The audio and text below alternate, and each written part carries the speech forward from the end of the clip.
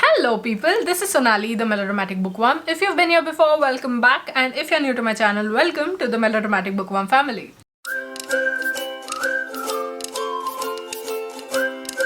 So a few days ago, I asked you if you would be interested in becoming a member of my channel and whether I should open up channel memberships for bonus content, and quite a few of you said yes, and I must say a very big thank you to all of you. There are levels to channel memberships. I will be putting out bonus content for members of each level. I'm really excited for this as well as nervous as hell because there's quite a bit of work to be done, but I want to do it. I'm really excited for it. If you're interested, then please do become a member. It would be of huge support to me more than anything else. I am here today with part 4 of why are some books this bad, because I think the last episode that I did was last year and it's already been 3 months since the last one went up, but I really want to finish this project, if you could call it,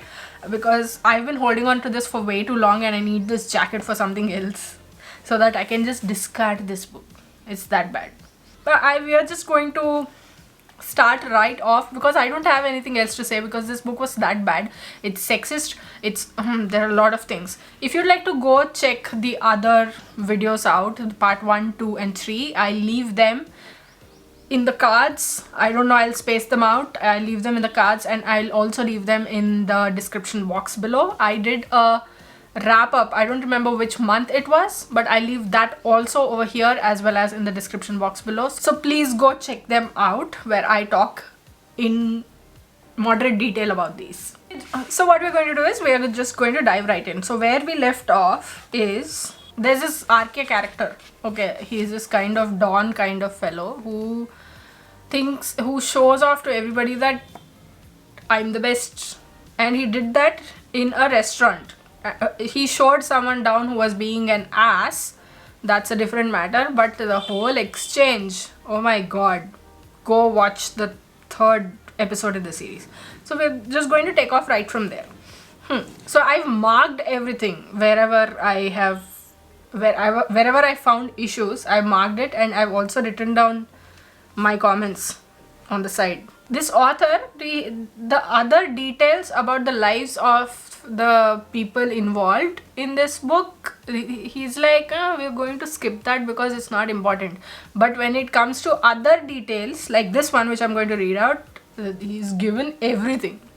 Like, I'm going to say everything is what he thinks. He's like, the overheads and cost structure of the company started to feel the severe strain of the high costs of the expats, and the projects turned unprofitable. Unable to control costs, the management announced in a mail that it was going to sack more than 200 local staff out of the total team size of about 500, which in hindsight does not sound that bad, but when you are expecting details related to the people's lives, because the book is literally called, I can't say that, but the book is about 8 people.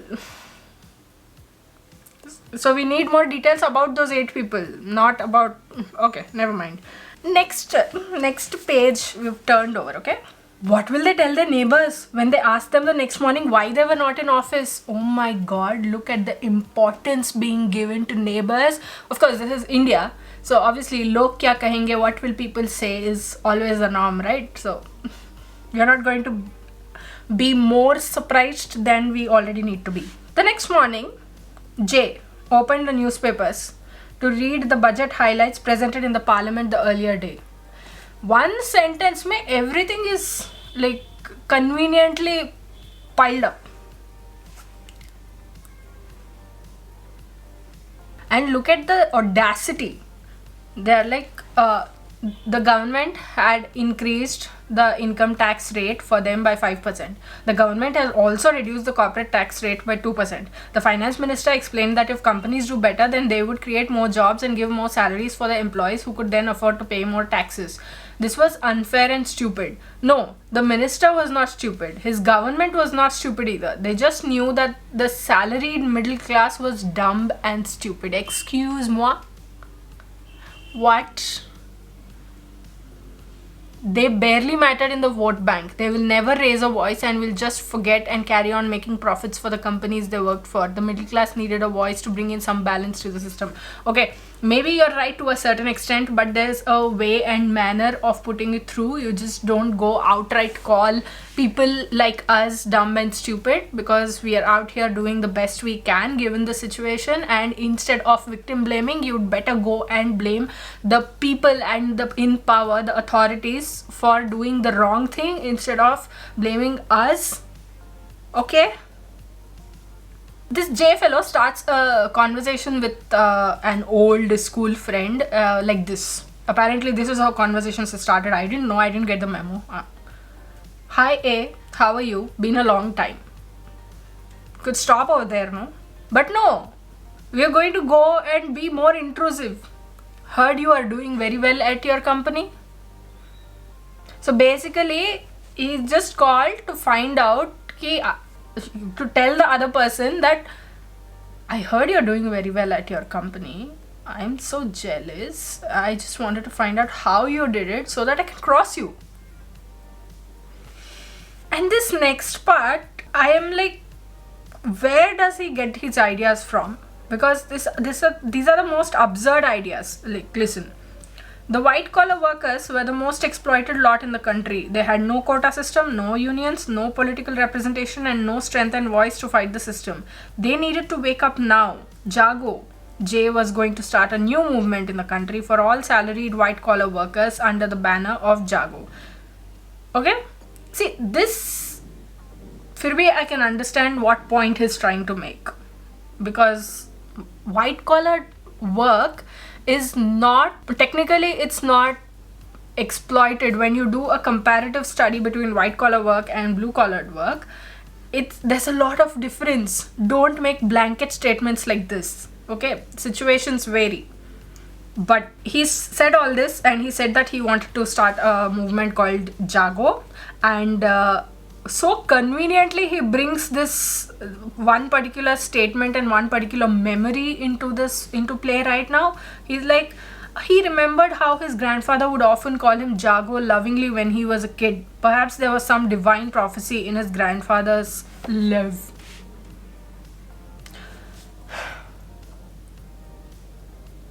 I don't even know what to say.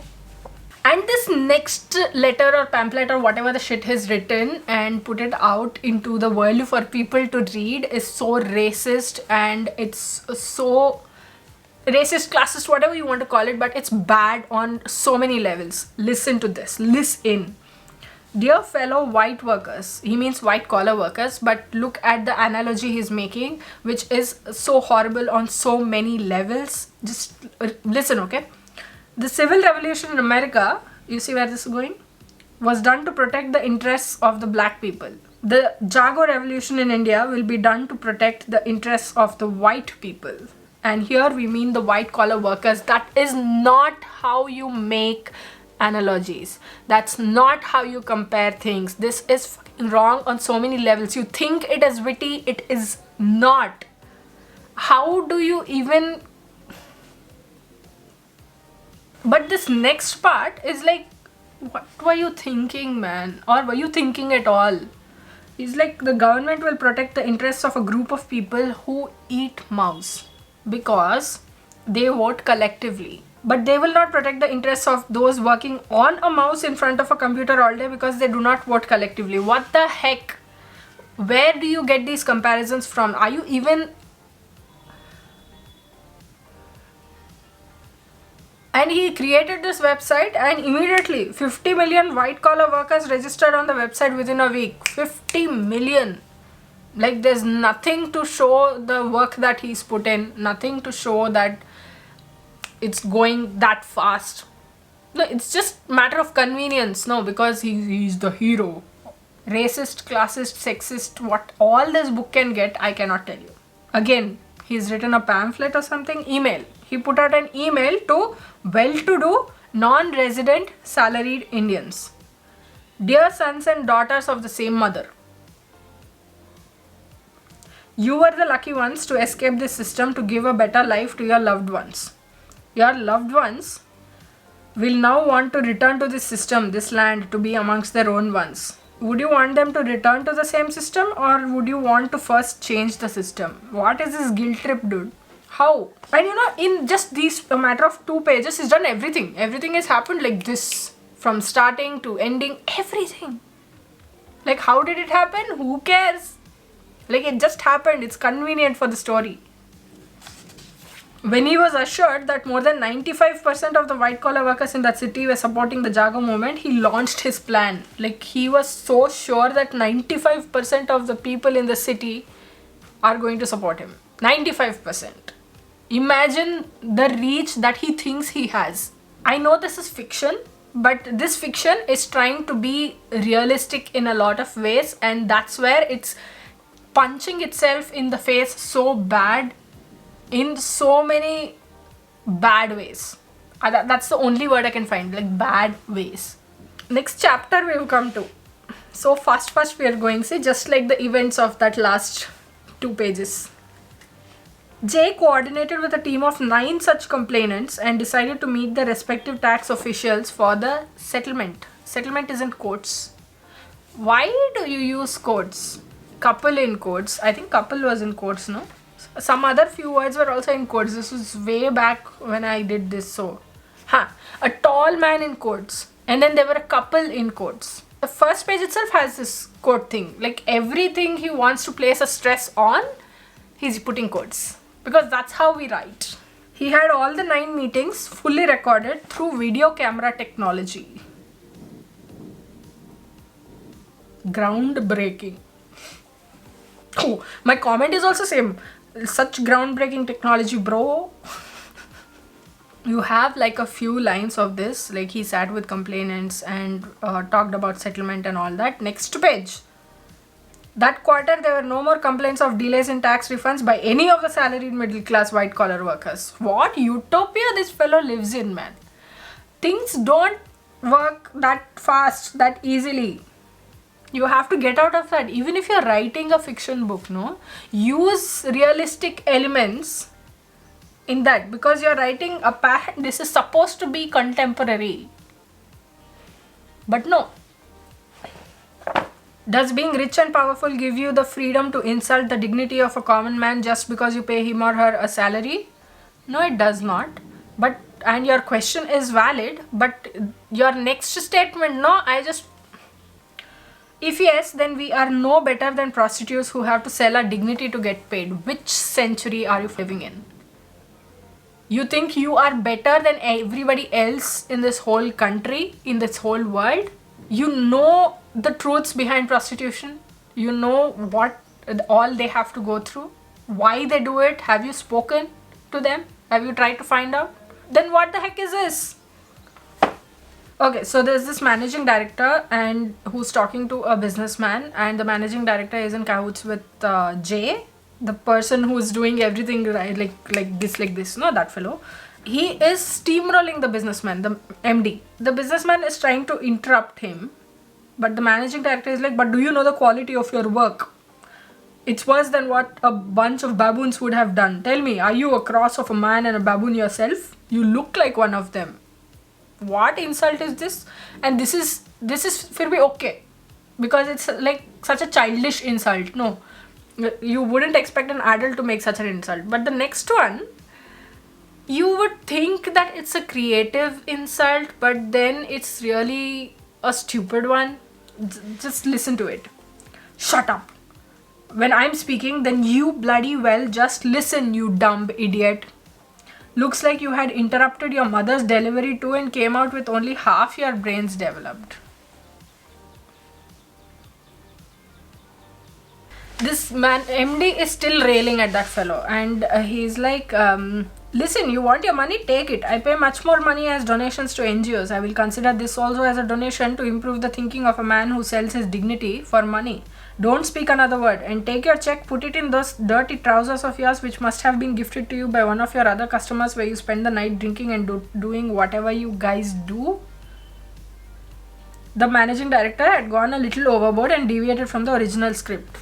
Okay, this I can still understand or not, but this next line, so much information Why are we giving? Because he is yelling. Because he is yelling with flair. See, he had always wanted to be a part of his college's theatre team but could never make it. Why do we need to know that? Is it important to the plot? No. Why do we need to know that? Because since that day, the businessman never ever used any foul word during meetings. This was a plan to make him stop using foul words in meetings.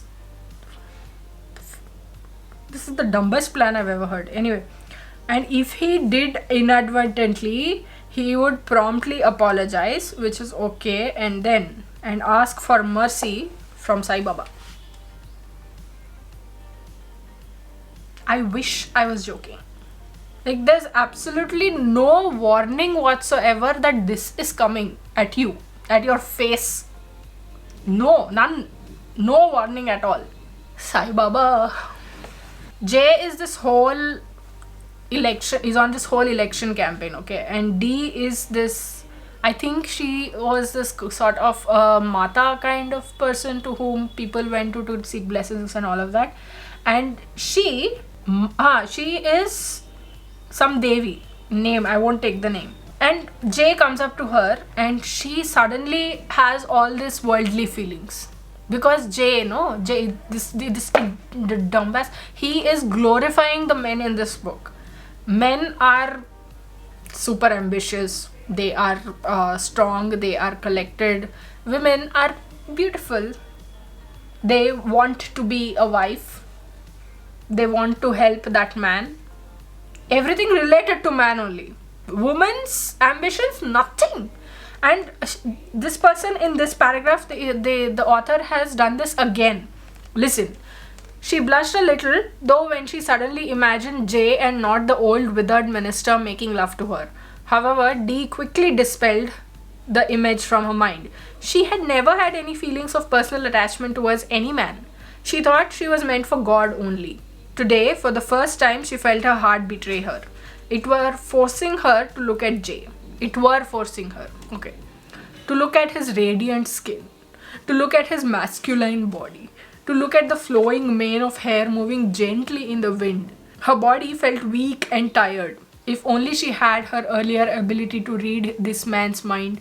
Did he share the same feelings for her? Was he attracted to her? Did he have the urge to make love to her? She would never know unless she got to know him better. So basically, a woman, even if she, whatever Devi she is, all she has to do is to, be alive, and in order to be respected by people is aspire to being another man's object of affection.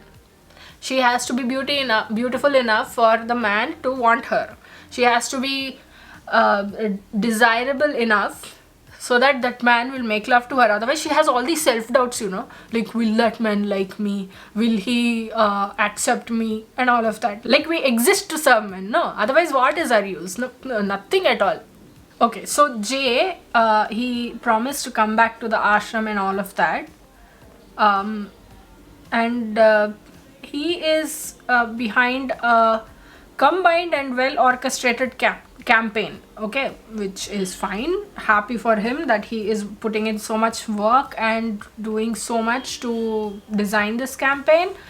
For the first time, by this large section of people played a major part in the outcome of the election results. The opposition party won by a narrow margin. What?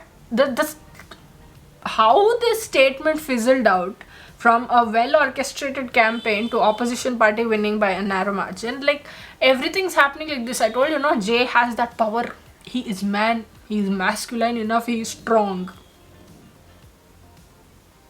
There's this woman called M who, listen to this. M saw an opportunity in this. She realized that the demand for well-trained and organized household maids would only increase in the future, which probably makes sense, but look at what ensues. The women of the house also would prefer to deal with a customer-friendly and organized company who could provide these services so that they were not held ransom to the individual whims and fancies of the current bais working at their homes. So basically, the bai, the maid, is at a lower income bracket than the houses they work in. And this person is going to form a company which is not going to be held ransom to the individual whims and fancies of those boys. They're already being paid this much. And this woman, she wants to put a check on that also. She named her company, wait for it, drum roll please, Mermaids. And this M woman, she calls V. I think these two were the one who he proposed putting a ring in his mouth and she took the ring from his mouth and all that nonsense. I don't even remember it. But listen, she called V after she formed the company and she's like, V, hi, how are you? I have finally got the name registered for my company. It's Mermaids. See, I could not be a mermaid as you wanted, but at least I can provide all these mermaids to the homes in India. You are problematic, you are childish. I mean, not that childish is bad, but this does not make sense. Next, this V idiot says, just make sure you do not hire very good looking maids. Indian men still find it difficult to manage the hormones in the presence of a woman who is bending and swabbing or sweeping the floors of his house. We cautioned in jest. Basically, you should be exiled. Men who think like this should be exiled. People like we, who thinks it's okay to joke about things like this and then they go and do the exact same things. Do you realize how sexist that is? Men can't keep it in their pants, so women have to be careful. You don't pull men up for doing the shit that they do. It's always us who has to be careful. You don't provoke him. Don't do this to him. Don't do that to him. You get your brain in the right place, no? And this idiot woman, she is like, haha, good advice. M took a single bedroom apartment in Thane, which was very close to her office. She could just walk down to her workplace. Everything has settled down for her also. Like, easy, very easy. It's settled down, okay? A few friends had cautioned her, though, of this apartment complex, which was in the midst of the den of some of the toughies of Mumbai. Tuffy as in not doggy tuffy. Toughie. The masculine word, apparently. So she has to be careful of the toughies. The toughies shouldn't pull up their acts. World, man. World is... There was this guy, you remember RK, no? RK visited this locality often, okay? He was considered the better of the lot, as he never troubled the locals. He's also a don only. Many women also said that he was so infatuated by her, a dancer named W at one of the local bars. He was so infatuated by her that he had got a tattoo of the first letter of her name, W, on his right wrist. But the men in the locality felt that W was a representation of the many names of Allah. But apparently, men and women, their interpretation of actions and names and everything, they're completely different. Women think romantically. Men think religiously as well as practically, because men are the only practical people on this whole fucking planet, no? And then M just focused on her work and left the gossips to others. She set up her agents in the Northeast. Which state in the Northeast? There are 7 states. Tell which state. M had a strong weakness for chocolates. If you say so. There's this kid called A. Okay. And M is at his birthday party. Okay. After the snacks of samosas, chips and doklas were served, M decided to play some peppy music on her iPhone and get all the kids to dance with A. M loved to dance, though she had not managed to teach V any moves yet. These two are, I think, married to each other. I don't know. After a few minutes, when she joined the dance, the kids circled her and tried to imitate her moves. M could not but help notice that the maid also joined in the dance from outside the circle, practicing her own moves she had just recently learned from the several dance shows on the television. Oh my god, this whole paragraph is one big I will give you all the details and you won't even have time to digest it, kind of thing. What should become of me? Reader. Little bit concern also you don't have. M was happy to rest on V's hairy chest while the sheets covered their bodies. That's too much information.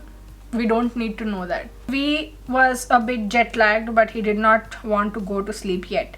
M asked him softly, V, will you be staying in Mumbai with me? Is there some new assignment you have in India? To which this fellow goes, oh yes, I forgot to tell you, M. I have been in discussions with a real estate developer in Bengaluru who has a large project underway in the city for old age living. How do you forget to tell something like this on such a huge, that's not a platform, on such a huge level to your wife? How? And that's such a big step also. How do you, like, what? This is the last bit that I'm going to read for this particular video because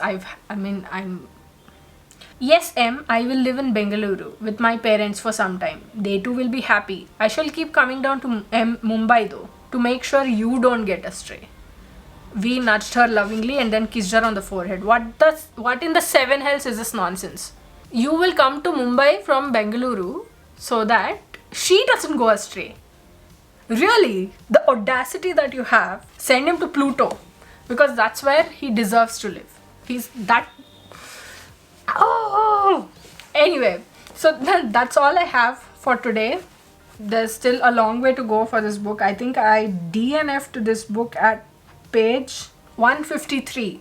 So I think you'll get 3 more videos. I'm not sure. It depends on how much. It could be 1 more video, it could be 2 more videos or 3 more videos. I can't say. But yes, there are like 50 more pages to go and I am like... and I just want to finish it. So maybe the next video will be the last. Who knows? I don't know. I'm babbling now because that has made such an impact on my brain, you know. So that was my reaction to a very bad book that I read last year. And it's all coming back to me now, the trauma. So now what I have to do is I have to go drink a cup of coffee now to make myself sane again. So let me know what you thought of this video. Did you guess what this book was, what this book is? Let me know in the comments below. I'd love to hear from you. I'd love to chat with you. Also let me know which is the worst book that you have ever read. I've read a couple in the last year, so I can't really say anything else. You already know the worst books that I've read. If you like this video, please like it and share it to spread the word. And if you like my content and would like to see more from me, don't forget to hit subscribe and click on the bell icon beside the subscribe button to get notified as and when I post new videos. Thanks for watching. I'll see you in the next video. Until next time, keep reading, keep watching, and add melodrama to your life.